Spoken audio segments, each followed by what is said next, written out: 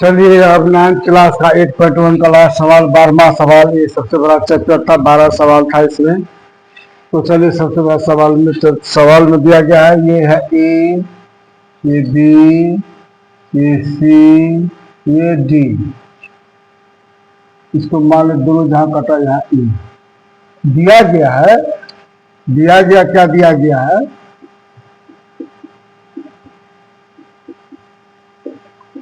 कि ए B C D एक समलंब चतुर्भुज है, एक समलंब चतुर्भुज है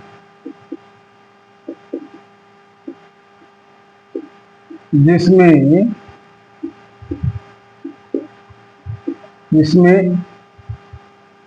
ए बी समांतर बी सी एवं A D equal to B C. ठीक ना, A D equal to B C, यानी इसकी लंबाई और इसकी लंबाई बराबर है। ठीक है, तो बी सी है, तो सिद्ध करें, तो दिखाएं या सिद्ध करें कि क्या दिखाने के लिए बोलता है कि कोण ए, एक नंबर दिया है, कोण ए बराबर कोण बी। दूसरा नंबर में कोण सी बराबर कोण डी। तीसरा नंबर में त्रिभुज ए बी सी, त्रिभुज ए बी सी, यदि इसको ऐसे कर देना होगा, और त्रिभुज ए बी डी दोनों सर्वांग सम। ठीक है, और कहता है विकर्ण AC, विकर्ण AC बराबर विकर्ण BD लंबाई है।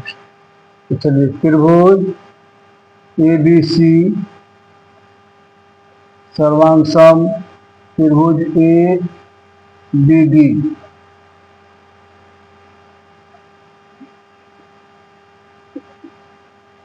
ABC त्रिभुज ABD या BAD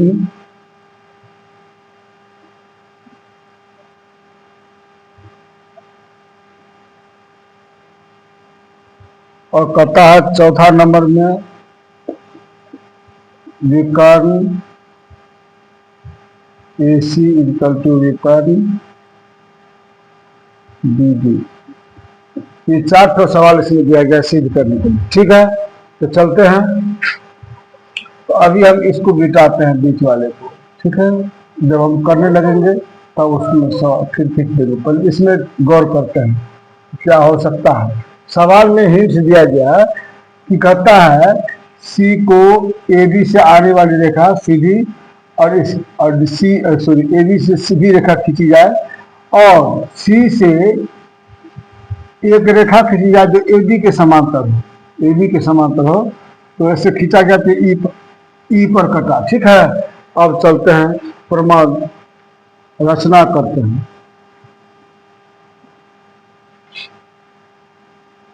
ए बी को आगे बढ़ाया गया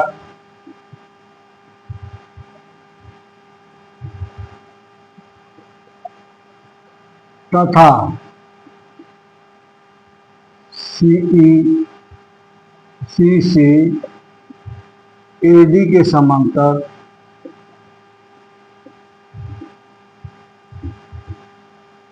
एक रेखा खींची गई, खींचा, जो ई बिंदु पर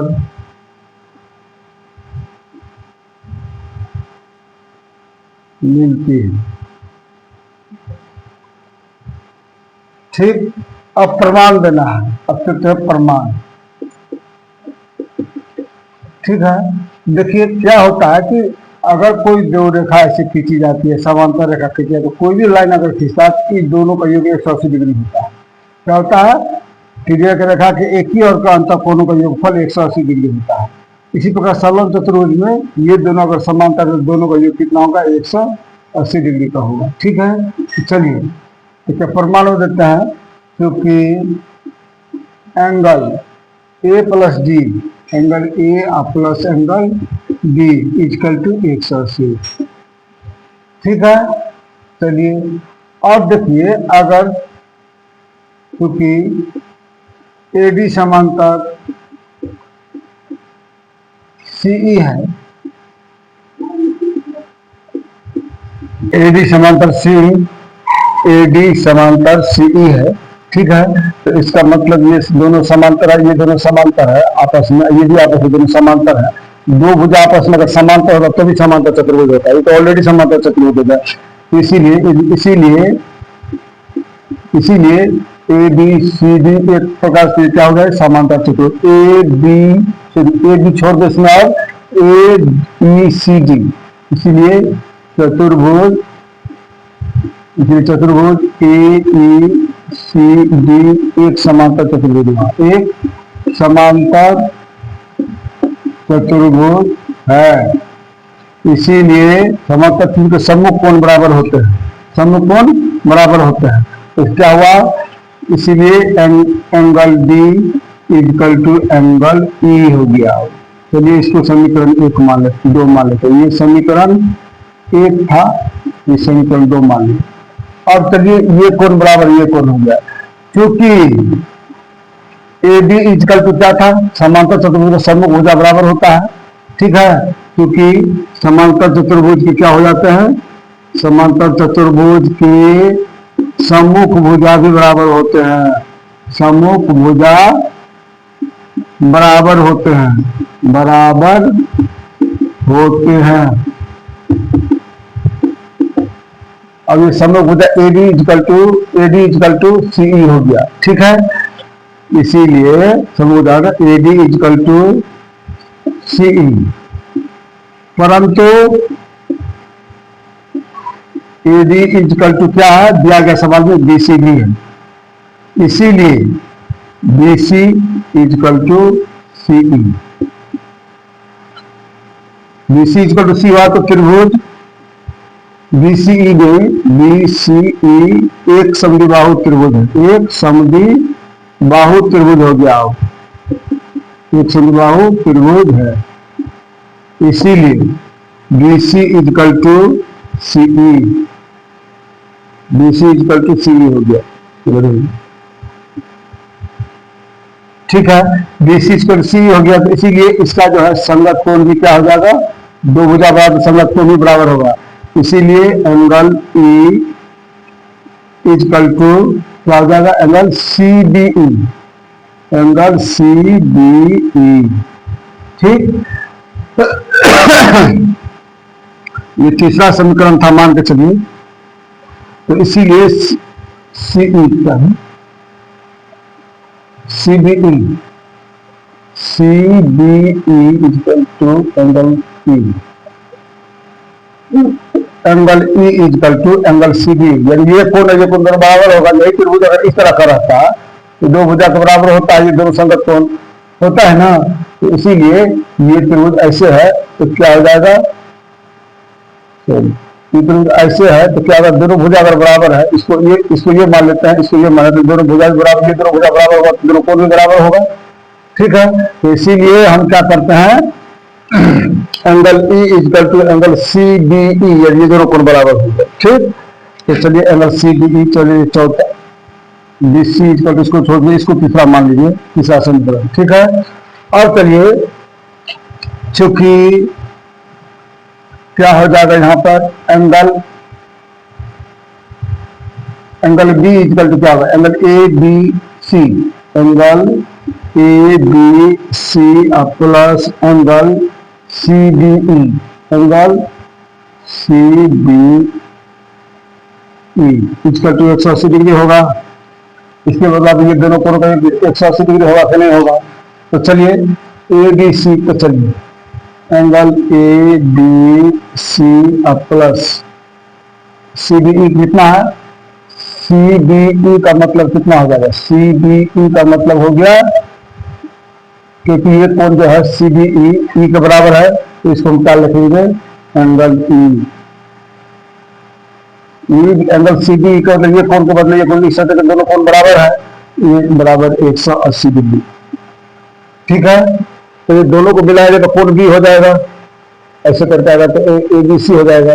इधर तो एंगल ए लिखिए किए हैं, तो इसीलिए इसको हम अगर ऐसे करते हैं तो एंगल बी लिख लेते हैं। तो टोटल यहाँ का एंगल नहीं है तो इसको एंगल बी लिखिए, angle B plus angle P equal to 180 degree हो गया। ये हो गया चौथा। अब एक और चौथा से, ठीक ना, एक में इसीलिए एंगल, इसीलिए समीकरण फर्स्ट और सेकेंड से, समीकरण फर्स्ट एवं सेकेंड में चौथा से, 4 से, समीकरण 1 और 4 से क्या हो जाएगा, angle 1 angle A plus angle क्या हो गया, angle A plus angle B equal to कितना हो जाएगा, ये भी 180 है, ये भी 180 है, एंगल बी प्लस डी आएगा ए प्लस डी, ठीक ना, equal to angle B plus angle P, ठीक है। Angle B plus equal to 180 degree, angle A plus D equal to 180 degree, ठीक है।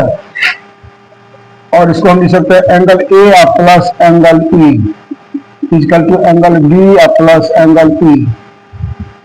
क्यों लिख सकते हैं, यहाँ लिखिए चूंकि यहाँ देखिए समीकरण 2 से जी बराबर ई है, क्योंकि समीकरण 2 से,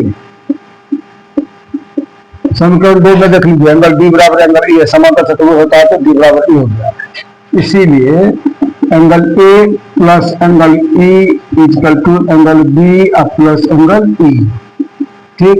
ये दोनों को मिला क्या हुआ, angle A plus angle E minus में आ जाएगा angle E equal to angle B, तो माइनस प्लस कट गया, इसीलिए angle A equal to angle B, ये प्राप्त करना था, ठीक है। पहला को थोड़ा ध्यान से देखेंगे, दूसरा एकदम आसान हो जाएगा, अगर ये हो जाता है तो दूसरा आसान हो जाता है, ठीक है।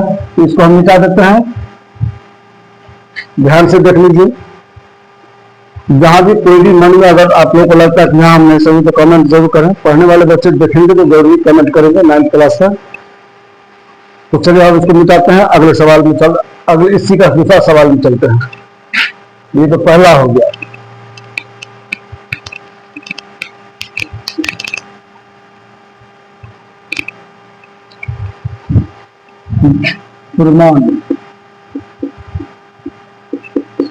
दूसरा सवाल में क्या कहता है, दूसरा angle C equal to D, ये C equal to angle D, क्योंकि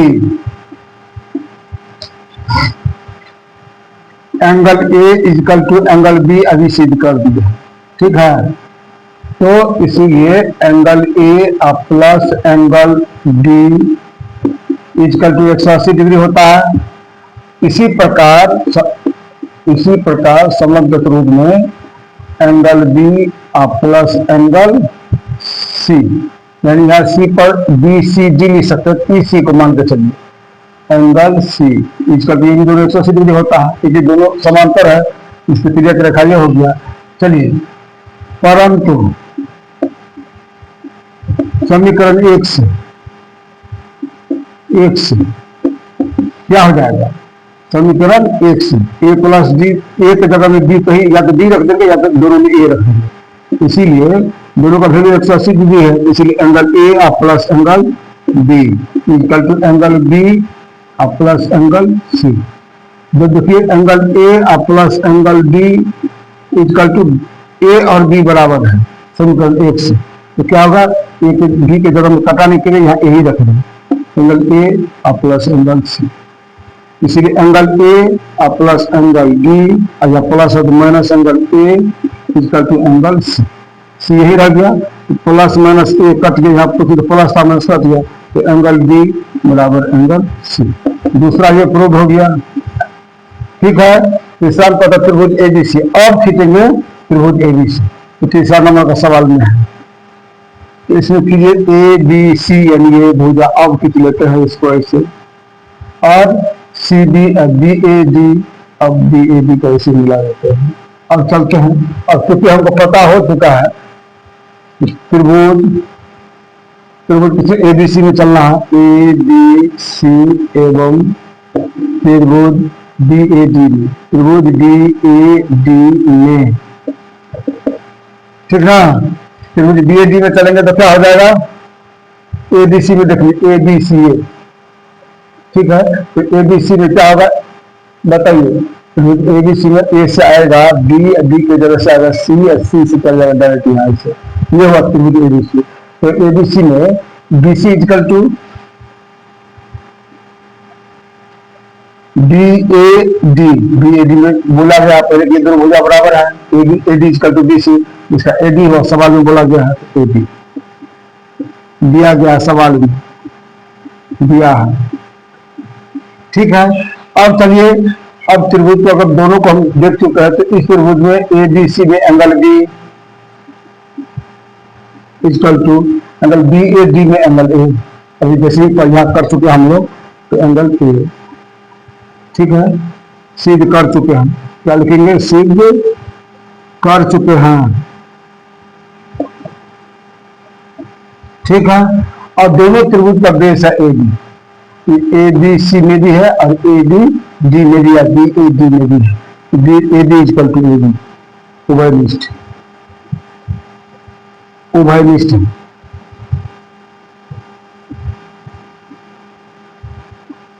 इसीलिए SAS भुजाकोण भुजा, इसीलिए भुजाकोण भुजा से, भुजाकोण भुजा से त्रिभुज ABC से त्रिभुज ABC सर्वांशम त्रिभुज BAD, ये सिद्ध करना था, प्रूव हो गया। अब चलते हैं तीसरा, चौथा नंबर का सवाल, कर्ल AC, ये तो सेम इसी में हो गया चौथा नंबर में, क्योंकि त्रिभुज ABC सर्वांशम त्रिभुज BAD, इसीलिए क्या हो जाएगा, AC equal to BD, simplicity से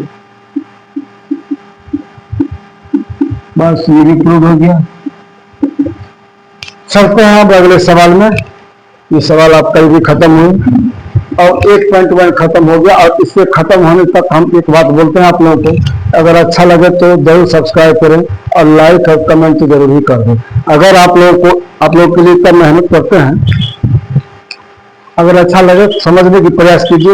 यूँ तो ज्योमेट्री अत्यधिक विद्यार्थी पढ़ना नहीं चाहते हैं, ठीक है, और जब विद्यार्थी नहीं पढ़ना चाहते तो शिक्षक भी उतनी ज़्यादा इंटरेस्टेड नहीं होते हैं। लेकिन मेरे हिसाब से ज्योमेट्री बहुत ही अच्छी विषय है, इसमें अगर पकड़ हो जाता है आपको अच्छा से तो आपका तार्किक क्षमता से वो बढ़ जाएंगे, ठीक है। इसीलिए आप लोग इसको ज़्यादा ध्यान देंगे तो अच्छा होगा, आगे कॉम्पिटिटिव के लिए बहुत अच्छा होगा, तर्क शक्ति बढ़ जाता है। इसीलिए बोले कि आप लोग को ज़्यादा ध्यान दें तो बेहतर होगा। चलिए मिलते हैं नेक्स्ट वीक।